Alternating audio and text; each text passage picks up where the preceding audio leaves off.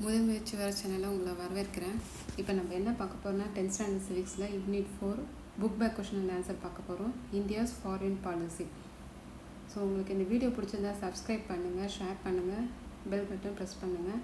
And then skip பண்ணாமல் பாருங்கள். என்ன வாசிக்கிறன்றது கொஞ்சம் பார்த்தீங்கன்னா உங்களுக்கும் கண்டிப்பாக யூஸ்ஃபுல்லாக இருக்கும்.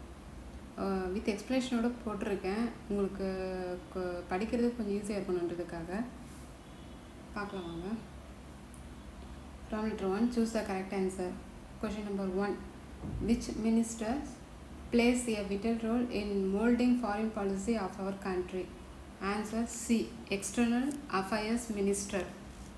கீழே எக்ஸ்ப்ளனேஷன் கொடுத்துருக்கேன் பாருங்கள். The Minister of External Affairs of India, also known as Foreign Ministry, comes under Government of India, is responsible for the conduct of foreign relations of India. Question number 2, the Panchshir Treaty has been signed between, answer C, India and China. Explanation வந்து the 5 principles of peaceful coexistence Panchshir between India and China. இந்தியாவில் வந்து prime minister Jawaharlal Nehru and சைனாவில் வந்து premier சு என் லாய் was signed on 28th April 1954. ஓகேங்களா. Question number 3, which article of Indian Constitution directs to adopt foreign policy? Answer B, Article 51. Question number 4, apartheid is, answer C, a policy of racial discrimination. Question number 5, the agreement signed by India and China in 1954 related to, answer D, the 5 principles of coexistence. Question number 1 பார்த்தோம் இல்லைங்களா, அதே தான். நான் எதுக்கு மறுபடியும் explanation போடுறேன்னா கண்டிப்பாக உங்களுக்கு வந்து அந்த லாஸ்ட்டில் வந்து பாருங்கள், India and China was signed on 28th April 1954. நீங்கள் திரும்ப திரும்ப பார்க்க உங்களுக்கு மெமரி ஆகுன்றதுக்காக நான் எடுத்து போட்டிருக்கேன் பாருங்கள். Answer D, the 5 principles of coexistence. Question number 6, which is not related to our foreign policy? Answer D, colonialism. எது ரிலேட்டடாக ஃபாரின் பாலிசினா world cooperation, world peace, end of colonial imperialism, racial equality and non alignment. Next 7th one, which of the following country is not the founder member of NAM? Answer D, Pakistan. என்னென்ன இருக்குன்றது 6 போட்டிருக்கேன் பாருங்கள். Jawaharlal Nehru of India, Tito of Yugoslavia, Nasser of Egypt, Sukarno of Indonesia and Kwame Nkrumah of Ghana. இதுதான் founders fathers of NAM. NAM is non alignment movement. Question number 8, find the odd one. Answer C, diplomacy. Question number 9, non aligns means, இது 3மே கிடையாது. Answer D, none of the above. Question number 10, non military issues R, கீழே கொடுத்துருக்காங்க, climate change, energy security, competitions for scares resource, food and water security, pandemics and migration. இதெல்லாம் வந்து நான் military issues. So இது எல்லாமே இதில் இருக்குது. Answer D, all the above. Problem letter 2, fill in the blanks. Question number 1, India conducted its first nuclear test at Pokhran. அதாவது வந்து India தனது முதல் அணு சோதனையை வந்து நடத்திய பிளேஸ் வந்து Pokhran. Question number 2, at present our foreign policy acts as a means to generate inward investments, business and technology for domestic growth and development. Question number 3, diplomacy is the instrument for implementing foreign policy of a state.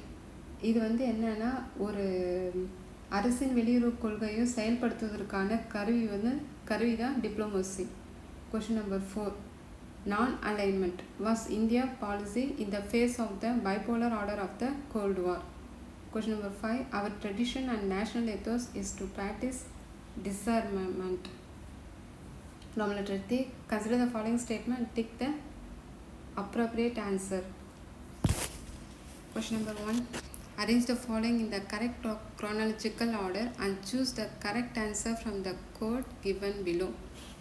இது வந்து ஆர்டராக chronological ஆர்டர்னால் first வந்து கீழே கொடுத்துருக்கேன் பாருங்கள். Answer வந்து A 1 3 4 and 2. So ஆர்டரும் நான் அப்படியே உங்களுக்கு போட்டிருக்கேன். Panjshir 20-year treaty, first nuclear test of India, China nuclear test. Question number 2. Which of the following is not about now? The term non-alignment was coined by B. Krishna Menon. இது correct. It aimed to maintain national independence in foreign affairs by joining any military alliance. இது வந்து பார்த்தீங்கன்னா கீழே கொடுத்துருக்கேன் பாருங்கள், blue colour highlight பண்ணி. இது வந்து பை ஜாயினிங் வர்றது, பை நாட் ஜாயினிங் வரும். ஓகேங்களா? Roman literature 3. At present it has 120 member countries. இது correct. It has transferred to an economical movement. இதுவும் கரெக்டு. ஆன்சர் வந்து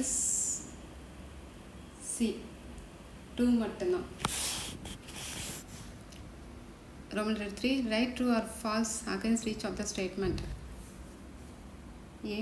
During Cold War, India tried to form a third bloc of nations in the international affairs. True. B. The Minister of Home Affairs is responsible for the conduct of the country's foreign relations. False. இது வந்து home affairs வராது, external affairs வரும். C. The nuclear test at Pokhran was done under subterranean nuclear explosions project. True. Question number 4. Assertion A.